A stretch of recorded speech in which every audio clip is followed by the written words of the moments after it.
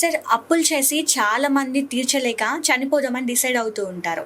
అలాంటి వాళ్ళకి చట్టంలో ఏదైనా ప్రొవిజన్ ఉందా? నువ్వు ఏ కారణం చేతనైనా అప్పు చేస్తే ఆ అప్పు కట్టలేని పరిస్థితి ఉంటే ఓకే, నువ్వు చట్టంలో ఉన్న ప్రొవిజన్ని ఉపయోగించుకొని ఐపీ వేయటం కానీ ఇంజెక్షన్ వేయటం కానీ నువ్వు చేసుకుంటే, ఓకే. ఐపీ అంటే ఏంటంటే నేను సో కారణం వల్ల నేను అప్పు తీసుకున్నా నేను ఇప్పుడు కట్టలేను అనేది ఐపీ. ఓకే. నేను సో కారణం వల్ల నేను అప్పు తీసుకున్నా, నాకు ఒక 2-3 సంవత్సరాలు టైం కావాలి, దాని తర్వాత కడతా అనేది ఇంజంక్షన్. ఓకే.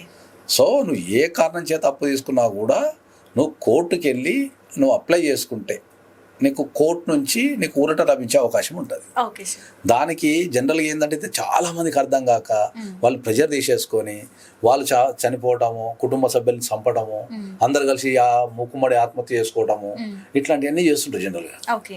సో నేను అందరికీ రిక్వెస్ట్ చేసేది ఏంటంటే ఏ కారణం చేతనైనా మీరు ఫైనాన్షియల్ ఇబ్బందులకు గురైతే మీరు కోర్టుకి వెళ్ళి బాజాప్తుగా మీరు పిటిషన్ వేసుకొని కోర్టు నుంచి టైం తీసుకోవడం కానీ కట్టలని చెప్పడం కానీ చేస్తే మీ కోర్టు నుంచి రిలీఫ్ దొరుకుతుంది.